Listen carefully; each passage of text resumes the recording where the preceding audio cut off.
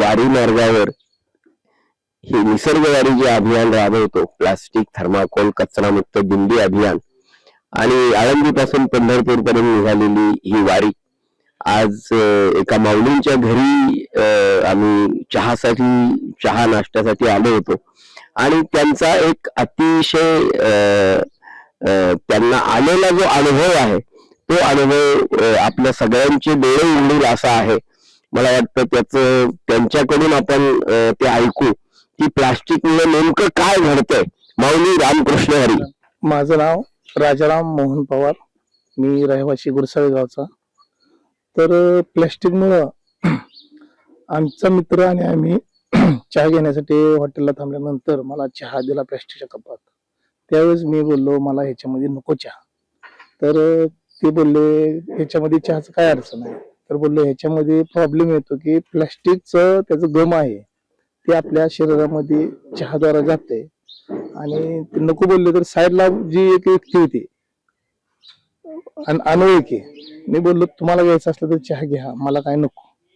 तर ते बोलले तुम्ही कसं काय की ह्याच्यामधून प्लास्टिक जातंय काय जातंय तुम्हाला कसं कळलं.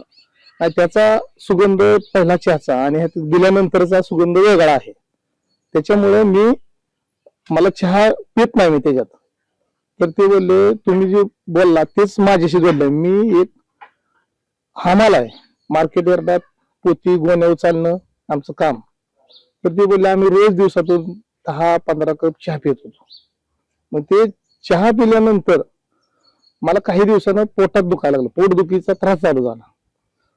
त्रास चालू झाल्यानंतर मी गोळी खायचो, इंजेक्शन घ्यायचो आणि कामाला सुरू. असं 1 महिना केलं. 1 महिन्यानंतर मला खूप त्रास झाला. दवाखान्यात गेलो मी, अकलूजला इनामदार डॉक्टरच्या चेकअप केलं. तर पोटामध्ये प्लास्टिकचं प्रमाण आढळलं. ते आतडेला असं ते लिपटलं होतं. तर त्यांना डॉक्टरांनी सांगितलं की तुम्हाला 2-3 दिवसाचाच सांगितलं की अवधी आहे, गॅरंटी आहे, नाहीतर पर्याय नाही. मग त्यांचं ते ऑपरेशन केलं तर त्यांच्या पोटातून 260 ग्रॅम प्लास्टिक निघलं पोटातून.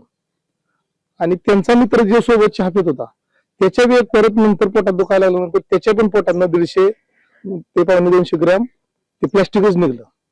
तर आपण जी प्लास्टिक मधून चहा घेतो किंवा पत्रावळीतून जेवण करतो ती आपल्या शरीराला हानिकारक आहे. तरी आपण सर्वांनी ह्या नैसर्गिक वारीत सुद्धा प्लास्टिकचा वापर कमी करून अशा पद्धतीचेच पत्रावळी वगैरे नैसर्गिक बनलेले ह्याचा वापर करावा. आणि आपल्या निसर्गाला, आरोग्याला, सगळ्याला काळजीपूर्वक सगळ्यांनी सहकार्य करावं.